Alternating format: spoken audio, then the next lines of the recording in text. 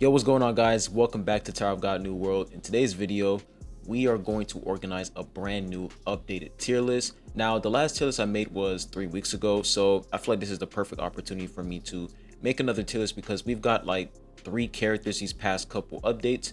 So we're basically going to reorganize this tier list. Now, this tier list is not a boss tier list. It is PVE focused, where you're fighting adventure mode content or you're in trial area. This is mostly adventure mode and trial area tier list, pretty much. Not boss tier list. It's PVE focused instead.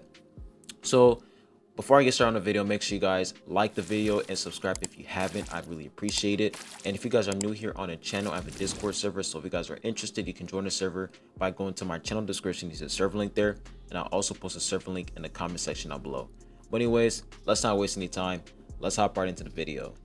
Now, the first character I want to talk about is Verie. Now, Verie in PvE in adventure mode and trial area, she's not that good because her kit is mostly focused against bosses. She has single target DPS, and I feel like using her in adventure mode and in trial area, you're not really going to get much from her other than her reducing the enemy's purple element resistance, and that's pretty much it. So to be honest, if I were to put Verie on this tier list, she is definitely going to go in that C tier spot for PvE content because she's not really good in adventure mode and trial area. She doesn't really work well against enemy teams. That she only works well against one specific enemy. Like if there's only one enemy on the battlefield, she's really good because she's not going to consistently take away the attack buff from her passive, because she basically has infinite stacks for her attack buff. But when there's multiple enemies on the battlefield, she's always going to reset that buff because she's going to change her enemy target. She's going to do a lot of knockback. There's just a lot of things she's going to do to reset that attack buff. So the fact that, when she's fighting against bosses, there's only one boss on the battlefield, so chances are she is literally never going to change her enemy target.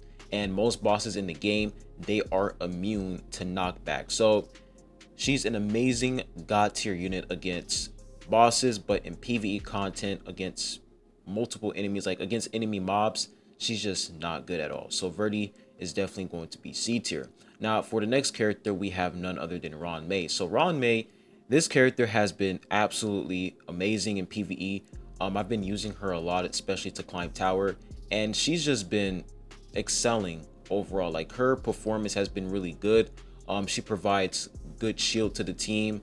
Her survivability is pretty good, and the most important thing of them all is the fact that she's able to do some decent damage as well. Like I was kind of surprised to see how a support character who's able to heal and provide shield is also able to do a ton of damage because of her passive. Like her passive, she's able to counter and do a lot of damage to enemies, because once she applies the barrier to one of her allies or heals them, if the enemy tries to stun one of your allies who are immune to stun, she's going to counter that enemy and just immediately attack. So she basically attacks every single person on the battlefield, and she just does a lot of damage overall. So if I were to put her on this tier list, I'm definitely going to put Ron May on that S tier.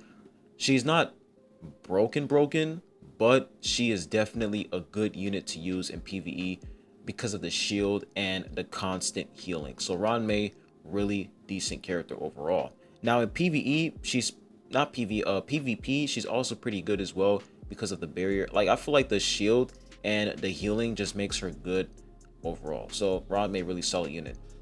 Now the next unit we have is Data Eric Masano. So Data Eric Masano, if you guys haven't watched my video yesterday, I tested him, and overall his performance is, it's not terrible, it's not trash, but his performance is kind of underwhelming compared to all the SSR plus units we've had so far. Like comparing his performance to Flight Eric Masano, Data Zahard, Evan, Gusting, Viole, his performance is definitely nowhere near their performance because these characters, they don't require a ton of investment.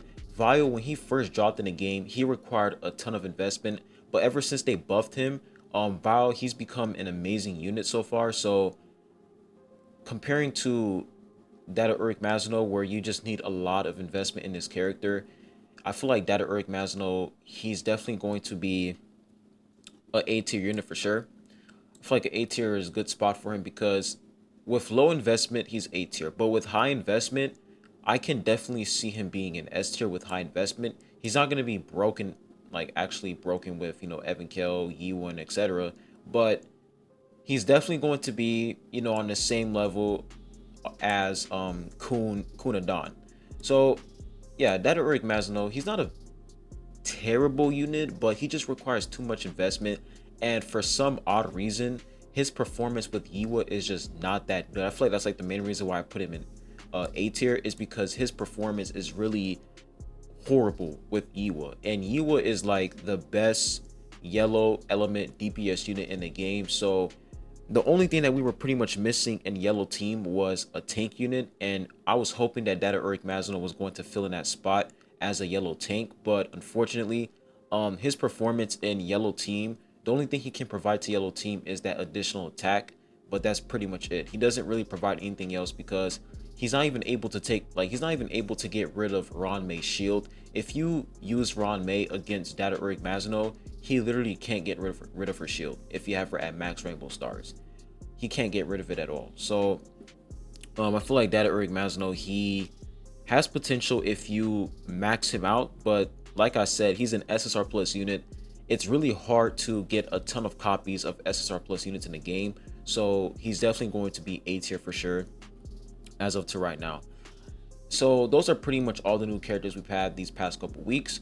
Now there are a couple characters that I want to change in this tier list. Like I want to change their rank. So the number one character that I want to change is none other than Kaseya. So Kaseya, she is currently in S tier.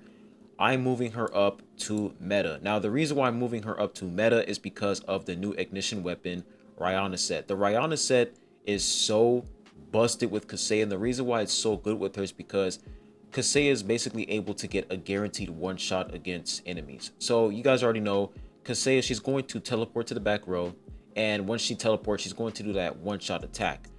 Chances are there's like a 60% chance that she's going to miss that teleport one shot attack, but because of the Rihanna set, even though she misses that attack, she's going to get a 300% attack boost to her next attack. So if you have her at max rainbow stars, once she does her teleport attack, she's going to have her special skill available, and the special skill is going to count as her second attack. So the Rihanna set is perfect for her. She's able to CC enemies, and the Rihanna set also has silence as well. So overall, her potential has definitely increased overall because of that new ignition weapon. If you don't have Rihanna set on Kaseya, she still remains in that S tier spot, but if you put Rihanna set on her, she definitely goes up into that meta spot. So if you guys have a max out Kaseya, if you have a R5 Kaseya, make sure that you guys put Rihanna set on her because she is going to one shot 100%. Now, accuracy is going to be extremely important on her because if you have low accuracy, then chances are she won't be able to land her special skill attack, and that's going to be her second attack, which is going to have the 300% attack boost. So you want to make sure that you have her at R5, and then on top of that, you have a ton of accuracy on her so that she can actually land her one-shot attack. So overall, Kaseya, her value has definitely increased because of that ignition weapon. But like I said, if you don't have the ignition weapon, if you don't have the Rihanna set on her, she remains on that S tier spot. But if you have it on her, she's definitely meta for sure. Now, the next character that I want to talk about is none other than Loray. Now, Loray, this guy, a lot of people are saying that, Rihanna set works perfectly with him. And, I wasn't able to test it because I haven't even built him. But I've seen a lot of showcases and a lot of people sending replays of Loray doing some pretty insane damage because of Rihanna set. So at first, I put Loray in B tier, but I definitely put him in A tier now because he's definitely not going to be S tier, because if I put him in S tier, then that means that, you would have to build the unit. And honestly, I feel like Loray, because of the new ignition weapon, he still remains in that A tier spot. He doesn't go anywhere because you already have other units like Child and Dorsey who does a ton more damage. You have Rachel, who's like an amazing boss unit. You also have Yeon, who does good damage as well. So I feel like because of power creep, Loray still remains in that A tier spot because they're just other green element units who just do way more than just damage. So overall, Loray, pretty solid unit, but he's still in that A tier spot. And another unit I also want to talk about is none other than Apple.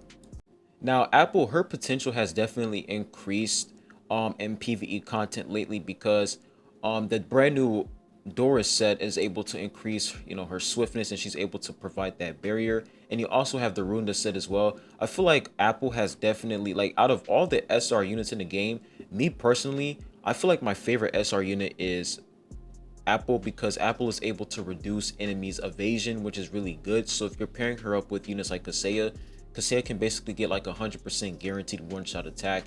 Apple is just an amazing SR unit overall. At first, she was at C tier, but I definitely moved her up to B tier. She's definitely not A tier, but I feel like she definitely belongs in that B tier spot. And a matter of fact, I would put her right in front of Verie because she's good against bosses. She's pretty good in PvE content because of that evasion decrease. So overall, Apple, she has definitely, like, her performance has definitely increased so far because of the new ignition weapons. And I feel like evasion decrease is just, that's such a good ability, that's such a good kit to have when you're pairing her up with other DPS units like Kaseya, Joaquin, Yiwa, and etc. So those are like the top units I feel like who definitely improved so far. Apple, Loray, and Kaseya. I'll say the number one for sure is Kaseya. Like, the Rihanna set has definitely improved her abilities. Now, the last character I want to talk about is Viole. Now, Viole, I'm definitely going to move Viole in that meta tier spot. I'm not going to put him in front of Yiwa, but I'm definitely going to put him in front of that Amashini. Now, the reason why I put Viole in meta is because almost every single person in PvP and in PvE is using Viole in red team. Viole is doing really well. He's pretty much good in the late game overall. Like, the reason why he's so good is because of that, the buff, of course, where he can basically reset his cooldowns.